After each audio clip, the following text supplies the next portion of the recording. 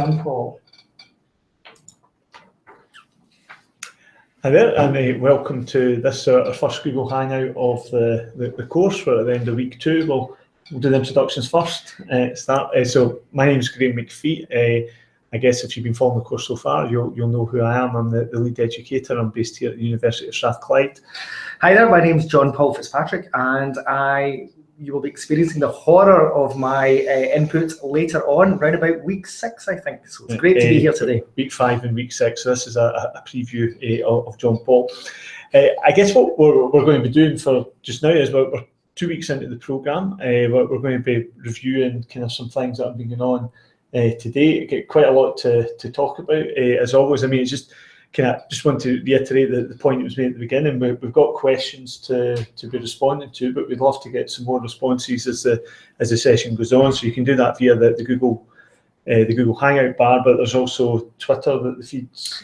Yes, the hashtag that's escaping your brain, which is why you've asked me to do it, is hashtag FLChildren. So please, feel free to tweet in with your questions, and we'll do our best to field them just now.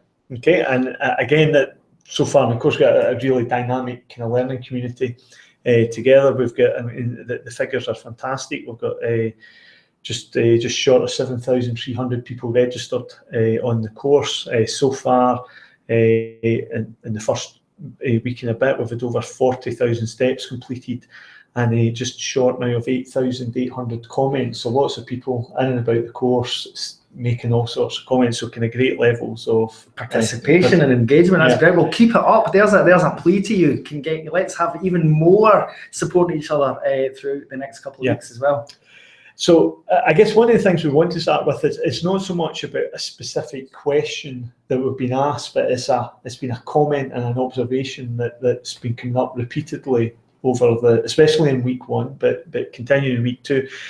And it's probably kind of worth saying to participants that this is the fourth run of Caring for Vulnerable Children course, and actually what we're going to talk about just now comes up every time, and it's the surprise and in some ways the shock that people comment on when they get introduced to the fact that in a country such as Scotland, we've got just over 1 in 5 children living in poverty, and this run of participants has been no different. Lots and lots of comments, kind of people saying, "I'm shocked. I didn't know that. I'm kind of really surprised, and I'm a bit horrified, to be honest, about how's a country like Scotland got so many children in poverty." And it's that's good. Actually, it's not good that we've got so many children living in poverty, but what is good is that people are experiencing that kind of level of shock and horror. I'm quite reassured. It means that you've got a good social conscience, and you're entering into a profession with the interests of children and young people at heart. I mean, we have an emerging trend of increasing levels of poverty, increasing reliance on the welfare state, increasing reliance on food banks, increasing numbers of child protection referrals. So yes, the picture is stark. And it just shows the levels of support that children and young people across Scotland are needing. So, and indeed, this, in terms of austerity, is a global phenomenon. And I would actually, I suppose, urge participants, and it's something we'll touch on later on in the course, but do you know your own statistics for the levels of children and young people that are living in poverty where you are? In fact, it'd be great for you to share that with us as well, and to share it with each other. But I think generally across the globe, this is a global problem of austerity. As budgets shrink and household incomes shrink and budgets for services shrink. So there's a huge kind of increases in levels of poverty. And and I won't go on a rant about the causes of it, because that would be a 40-minute Google Hangout all on its own, and maybe we'll do that some other time. And I guess we do come back to this theme very much in week 6 at the end of the course, so we'll pick up on this again. But I guess a couple of things that feel relevant to talk about, because some of the comments that participants have been making are saying, well, when we think about poverty, kind of context and setting, because we're talking about the figures in Scotland, but we could travel to other parts of the world, kind of countries and societies organised very differently, where kind of how we might think and conceptualise poverty in those settings would be different, and that's an important and valid point.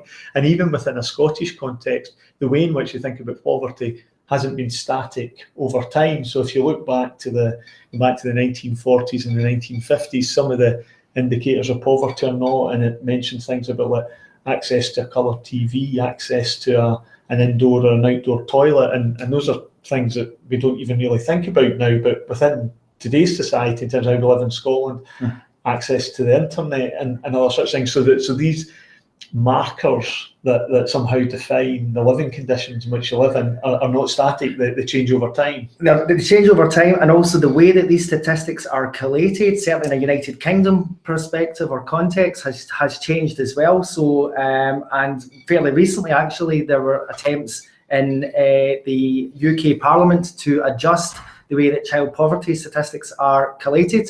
Now, it could be argued, it could be perceived that was being done for reasons of politics and trying to massage figures and make them seem better than they actually were. I'll let you good people make up your own mind as to whether that's the case or not, but that was highly kind of politically charged. So yeah, it's constantly evolving, constantly shifting. And a lot of the non-governmental organisations, Save the Children and others, are always a good benchmark for looking at these statistics. So get onto the likes of Save the Children or the United Nations and look at the kind of global indexes for poverty to try and do a bit of reading and get your head around the scale and extent of the problem. But start off in your own kind of country or area's context and investigate how many children are living in poverty, and what does poverty mean where you are and in your context. And that thinking will stand you in good stead for the material that's to come up ahead. But it's really good that you're shocked and annoyed by that so early. That's good. And actually, we'd sorted out a running order before we turned the camera on. I'm going to change it instantly. We're going to kind of just jump quickly into Amy Harding's question. Thanks for your question, Amy, because Amy asked she said that she really enjoyed hearing about the ecology systems approach, and she asked, from her experience, has there enough been done on a macro level system, so she says, e.g. local government policies to support and empower people on lower incomes in more impoverished areas.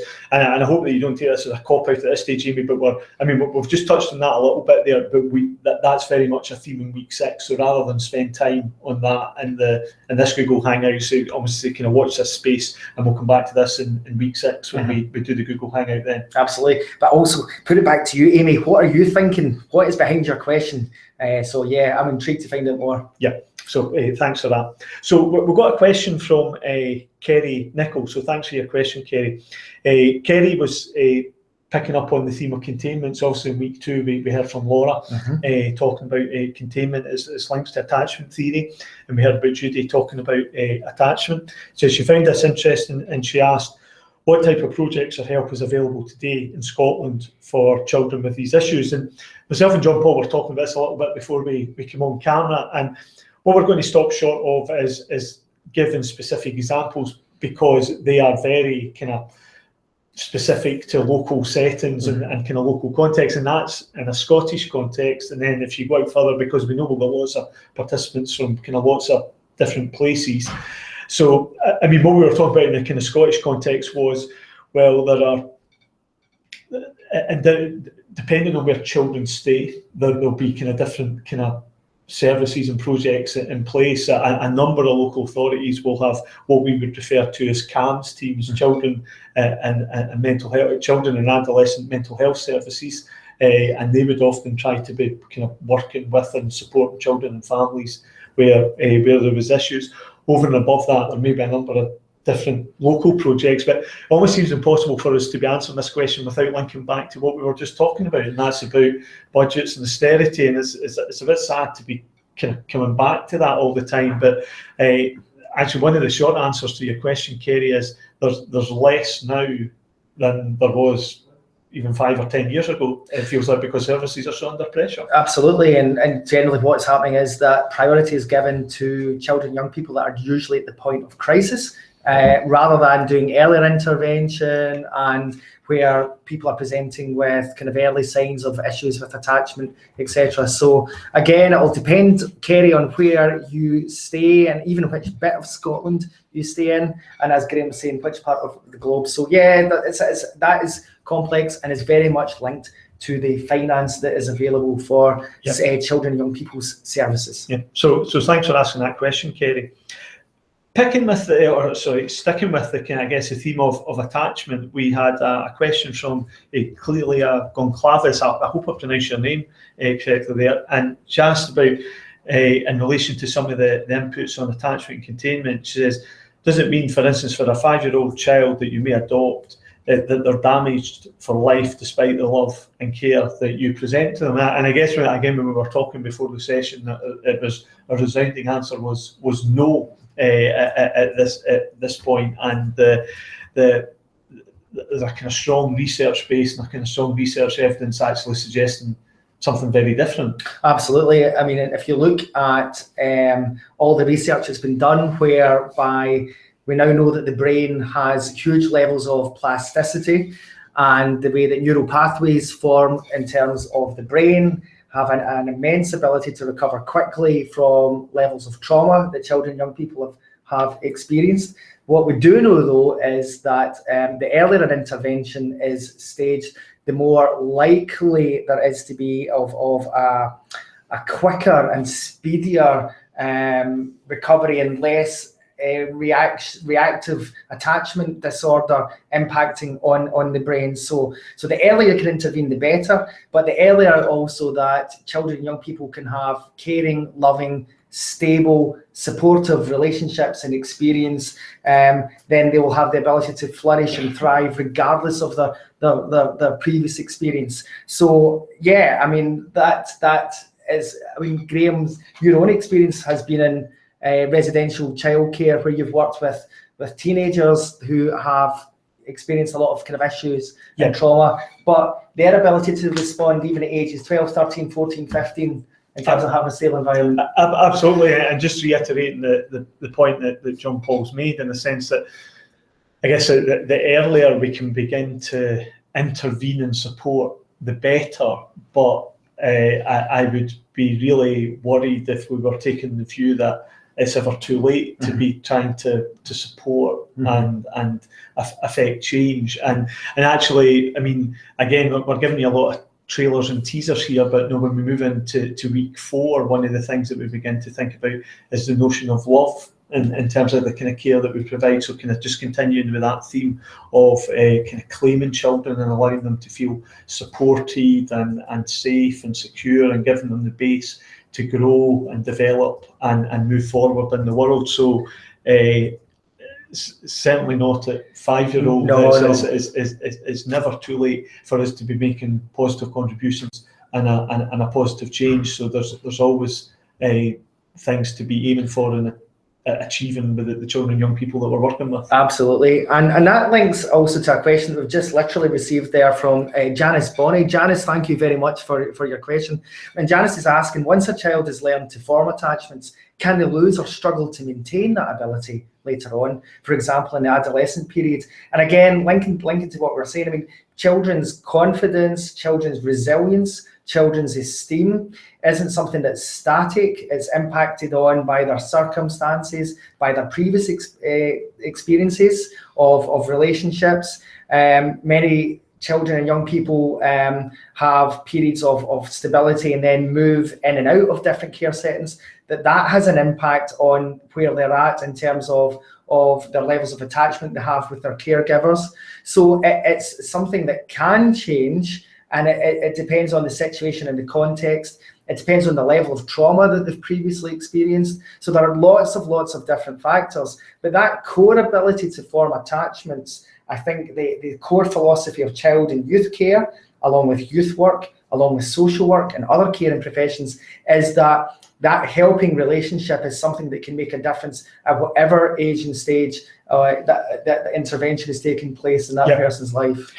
And as you say, different children at different stages in their life, depending on the circumstances they face and what's going on for them, will respond to that differently at different times. And as the supporter or the caregiver, the challenge is to stick with it, even during those challenging periods when you might feel you're getting less back, in a sense. And actually, that links. This is like with this. viewers, it looks like we've actually planned this, but the conversation's flowing beautifully. But that does link into a question or more of an observation from Claudia Nicholas. And Claudia is a teacher who's experiencing some challenging behaviours from a particular pupil that she's working with who's 5 years old.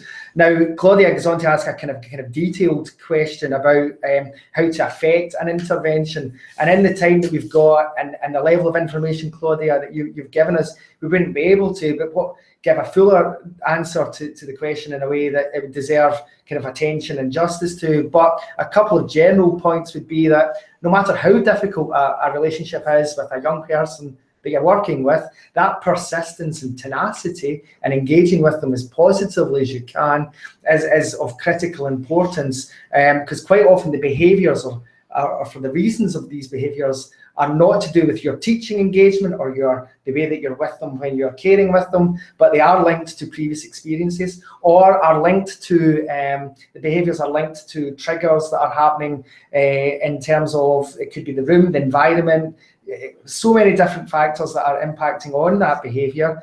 But our advice would be to stick with it, to seek advice from colleagues about how best to support that particular child, and to look at the history, to look at the background, and to keep the young person involved and keep the conversations going and keep trying hard at the relationship.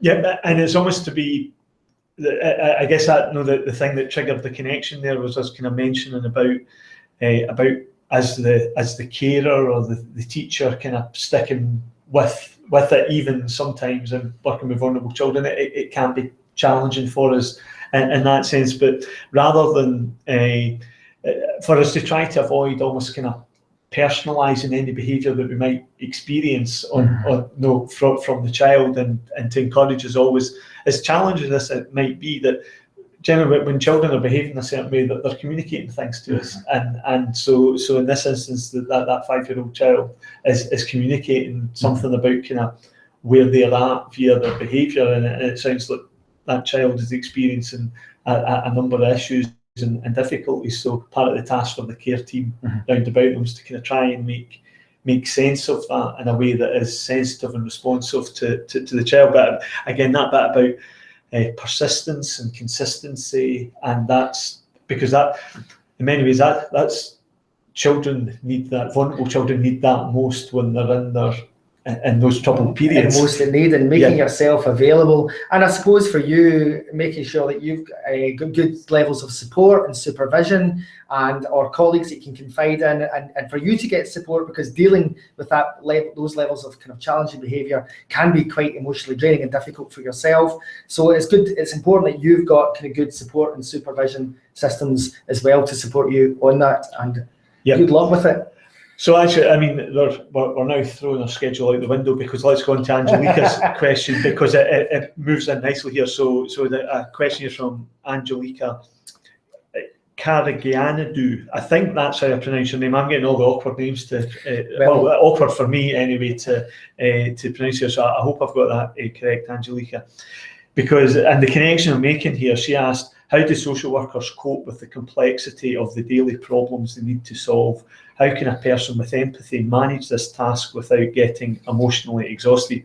I feel it's a really important and relevant question. I mean, and we've already kind of alluded to aspects of this already, and kind of talking about other things, that working with vulnerable children can be a hugely challenging and emotionally and physically draining task for the practitioner involved, be that social workers, residential workers, foster carers, teachers, the kind of whole range of different kind of professionals and volunteers that might be involved in the lives of kind of vulnerable kind of children and young people.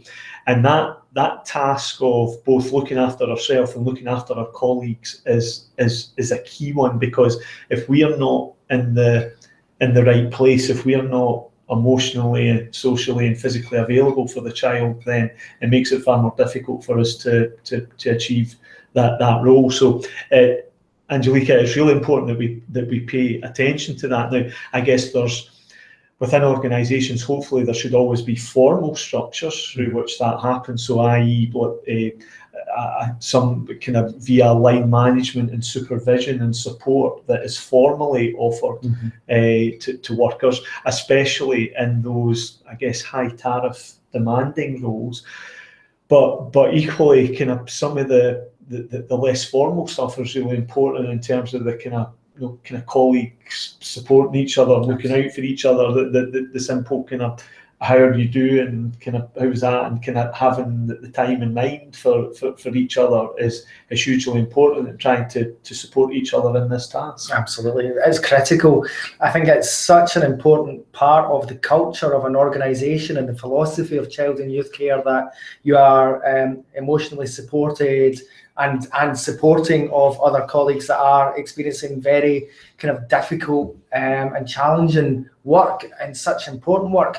And actually, I would go on to say, Angelique, if you weren't feeling that exhausted and emotionally drained at the end of a shift in a residential care setting or a youth work setting, then you've probably not been putting your heart and soul into in terms of that level of care. So you do need that level of care for yourself, though, in terms of support. And I think that it's a very good question, a really important question that Angelique has kind of touched on as well.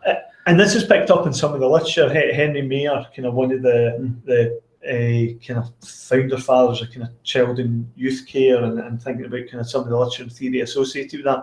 And kind of one of his seminal papers, The Core of Care, he identified the seven core components of care, and one of them was caring for the caregivers. Right. And so kind of recognising that if the caregiver isn't in the right place, then it's difficult, or at times nigh on impossible, for them to fulfil that role effectively. So that's something that we've got to attend to. And where can people find that paper, Graham, if they're looking for it, to try and find it? Now, we can put the link to that on the page where the Google Hangout is at the bottom of the page. We can get that added. It is freely available online via the CYCnet website. So that would be a useful link for people to see, and especially picking up in that section within it. In fact, I'm actually being told it's already there. It's in step 2. Oh, sorry, it's going to be step 2.21. That was our first news just in. Yes. Moment. That was great. Loved that. That was good. Seamless. So it'll be on step 2.21, and we'll get that put up as one of the quick links down at the bottom of the page where people can get a chance to look at that. We're going to come out of the questions for a second and just spend a couple of minutes. In week 1, we had one of the introductory polls when we were thinking about care and vulnerability, and we almost kind of see this exercise with the polls. It's almost the equivalent of if we were on a course and we were on the classroom together. It'd be a kind of bit of a warm-up exercise to get people interacting with each other and kind of sharing some thoughts and views. So we're asking people about kind of their notion of kind of how do you think about care and vulnerability, and we had this task of the 10 very, very brief, we call them scenarios. It's 10 sentences given some kind of brief information, and participants were asked, like, pick the 3 that you think are the most vulnerable, and tell us why. So we've got the results, and they're up on the page where everybody will be able to see them. We've got them in front of us here. And some interesting stuff coming out of this. We've got, the thing that jumps out of us, we've got 3 of the 10 scenarios which kind of, those 3 scenarios get more votes, many more votes than all other 7 put together. So we'll get 3 of them kind of straight away causing more worry. And in terms of kind of looking at this, I mean, we've got some comments on the page about why people were selecting things. There's an obvious pattern about age here, because the 3 that have been selected are, we've got a tiny baby, which is the youngest scenario. We've got a 6-month-old baby boy, which is the second youngest, and then we've got a 4-year-old girl, which is the 4th but youngest as well. So we've definitely got this kind of common factor of age, and I'm guessing tied into that notion of age is this notion about when children are so young that they don't necessarily have a voice or the ability to advocate for themselves, then that creates increased levels of risk and vulnerability. So these scenarios, the tiny baby given a violent shaking by their carer who's learning difficulties and upset because the baby won't stop crying. I mean, far away the most votes, this sense of kind of a child that's not, or a baby that's not able to look after itself, being cared for somebody who doesn't seem to necessarily have the ability to understand what that behaviour is about, so is misinterpreting the behaviour and is perhaps becoming frustrated themselves, and so might unwittingly be presenting risk and vulnerability to the child. Interesting, we've got the 6-month baby boy who's has not had any attention or anything to eat for 10 hours, and that was the second second most. Now, I would imagine certainly think my own son when he was 6 months old, he would certainly be eating more than every kind of 10 hours. But again, linked to our earlier discussion about poverty in terms of kind of access to resources and such like. Well, we could sit here via the eyes of the Western world and kind of view that in one way. And then the not had any attention. Well, again, this links into this notion of kind of cultural context of poverty as well, in terms of that cultural context of kind of normal family patterns, and might there be some situations in some families where if there's less adults availability for children, more requirement about working, the children and young people get different levels of attention at different times. And then we've got the 4-year-old girl who's a mother who's suffering from depression, is not bothered to feed her for 24 hours, and it got over 53%. Now, in all these scenarios, we would need to know more information before we could come. We've deliberately put you into an awkward position where you're having to make probably quite difficult choices and unrealistic kind of choices in terms of where you would prioritise your attention and need. But I think, in that sense, is it fair to assume that the not bothered to feed her for 24 hours? I wonder if that's the biggest factor there, because a 4-year-old girl who is a mother who is suffering from depression, if we to stop that scenario there, my guess is that scenario will get a whole lot less votes, because, well, certainly in the UK, we know that mental health issues can affect 1 in 4 people, so there will be many children up and down the country who have parents who suffer from depression in different ways. So that in itself may not be that unusual. So we're assuming it's the second part of that scenario that's triggered the people's kind of propensity to jump at that one. Yeah. And then let's view this through a different cultural lens. Now, in Scotland, the norm would be that a 4-year-old would always normally be seen as very much dependent upon the adults round about them for caring. But my guess is in slightly different settings, kind of children even as young as 4 might be expected to be doing a bit more for themselves in some ways. And I'm not sitting here saying I think that's necessarily the right thing, but you're highlighting the issues of cultural, kind of different cultural contexts, and this is truly an international course. So different people in different countries will even have interpreted actually a lot of these questions differently and put more weighting on some factors than others. Yeah. Can I pick up one, which is at the other end of the spectrum, which is the 8-year-old girl. Now, only 1% of you heartless people thought that this was one that was worth engaging with enough. But an 8-year-old girl of Afro-Caribbean origin who's just had her hair cut short because of her white foster carer finds it difficult to manage.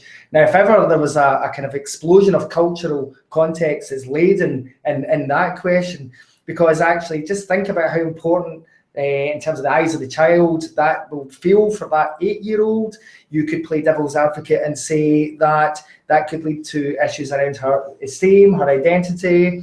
There could be issues of her in terms of her care experience with the white foster carer and lots of things going on underneath the surface. I mean, I'm playing devil's advocate. Yep. You were in an impossible choice. We were deliberately trying to provoke a reaction and to get you thinking critically. But each one of these scenarios poses risks and challenges and issues that are all interwoven and interconnected. And it's brilliant that actually the way that people have engaged with this and humoured our direction of travel in terms of the learning experience. So thank you for that. And let's link this into a question we've got from Sarah Militich. So Sarah, thanks for your question. She asked, how do you determine what is good enough parenting? At what point is the line crossed for not good enough parenting? Well, in terms of that question about how do you determine what is good enough parenting, kind of liking this to scenarios, you would need to have the ability to engage in a far more thorough assessment than the minuscule bits of information you were given in these scenarios. But in terms of at what point is the line crossed for not good enough parenting, and I mean that is I guess when social workers or other kind of childcare professionals are engaging in kind of childcare assessments, that's the question that they're ultimately charged with answering, and there's no single one determinant of that when assessing children and young people in relation to not just their vulnerability and risk, but all areas of their development that we need to be having as full and as rounded an assessment as possible.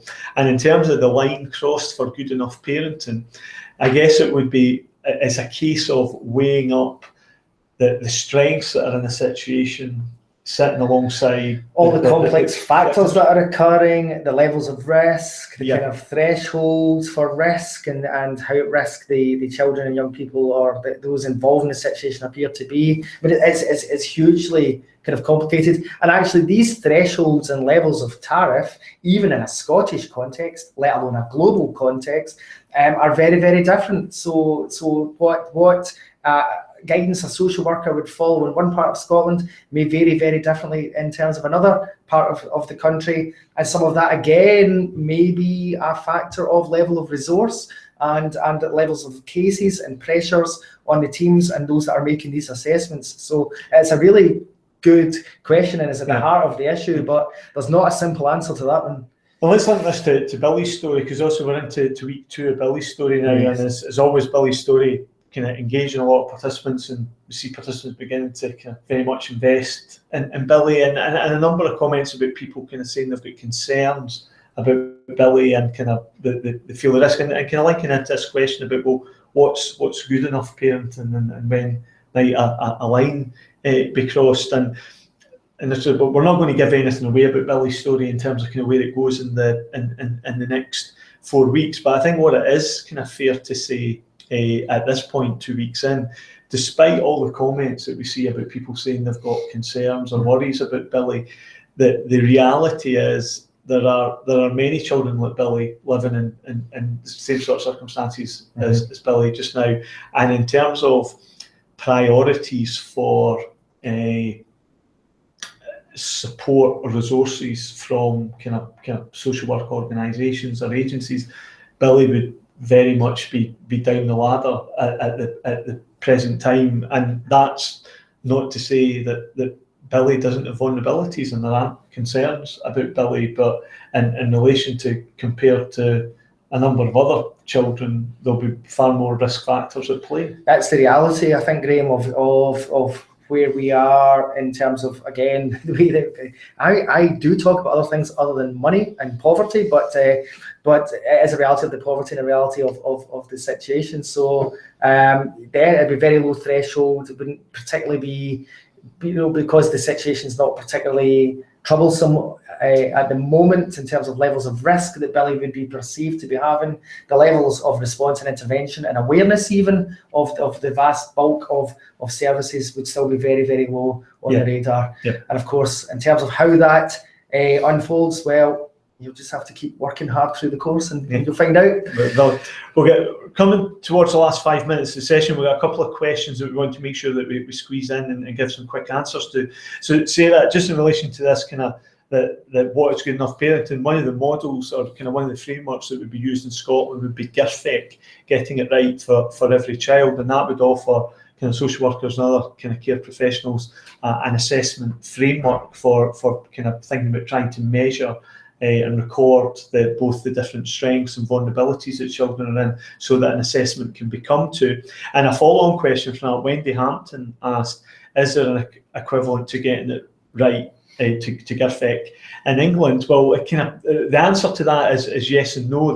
There was an initiative in England in the kind of early 2000s, Every Child Matters, and some of the literature would suggest that Every Child Matters was an English equivalent of GIRFEC, but over the last kind of 5 or 6 years, kind of policy decisions of kind of we see Every Child Matters being mentioned less now, and I guess what I would kind of answer the question, Wendy, and again thinking about the fact we've got a number of participants from a whole range of settings, and it's to actually can ask participants about, do you know what the assessment frameworks or models are for thinking about assessing and understanding the kind of vulnerable children and young people at risk, wherever, whatever country it is you stay in, or in what area. So if that's not something that you already know, it might be worth kind of trying to find out more about that.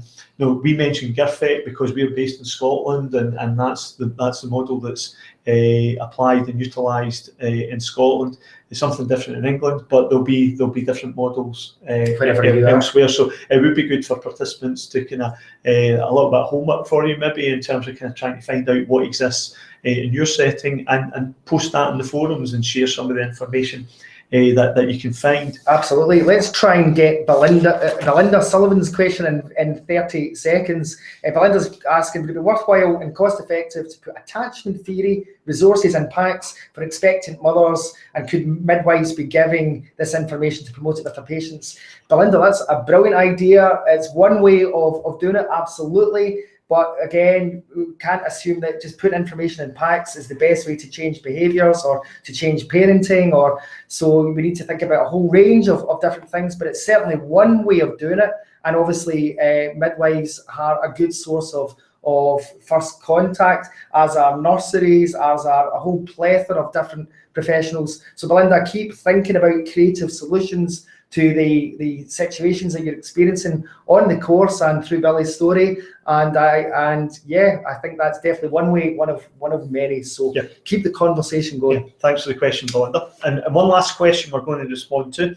A question from Zoe Mills, who was asking about, she really enjoyed the stuff on attachment, primarily from Judy this week, and just asking about kind of suggestions for further reading about attachment. If you go onto the attachment page, one of the links down the bottom is the David Howe book, and I would always recommend that as a good starting point, Attachment Theory for Social Work Practice. So the link out to that's also there. We've got another book, I'm going to wave it in front of the camera, but don't worry, we'll put the link up on the page. So again, this will go up on the step. This is the A to Z of Attachment by David Wilkins, David Shemmings, and Yvonne Shemmings, and that's a really good resource as well. And also the first Howe book is very applied to social work. This is more an introductory book for attachment, and I think those are two good starting points for participants if you want to find out more about attachment. But I think that's just about us coming to the end of the time. So thanks if you've joined us live. A special thanks to Janice for sending a question in live. Yes, well done. Managed to respond to. And also, if you're watching this on the record back, then obviously you can't join us live. We won't respond to anything now, but you can post comments on the page, and we can keep the conversation going. We have another 2 Google Hangouts to come in 2 weeks' time. At the end of week 4, it'll just be me and Moen for that one, and then we'll be back as a pair again at the end of week 6. And by that point, you'll also have come across John Paul and some of the learning objects in week 5, indeed, and week 6, and a number of things we've been talking about today in terms of the political context and other such things. We will very much be picking up again in week 6 as we come towards the end of the course. Yeah, so have a brilliant couple of weeks and keep engaged in the material and keep the conversation going. Yeah, thank you, and we'll see you again in a couple of weeks' time. Thanks. Thank you, Graham and John Paul, and thank you to everyone who participated and tuned in today. To all those watching, we look forward to receiving your feedback. Don't forget, you can use Twitter to contact us with any feedback and comments you may have regarding the course using the hashtag FLChildren. We look forward to seeing you at the next Google Hangout in week 4. We hope that you will enjoy week 4 of the course, and from everyone here in Glasgow, thank you and goodbye.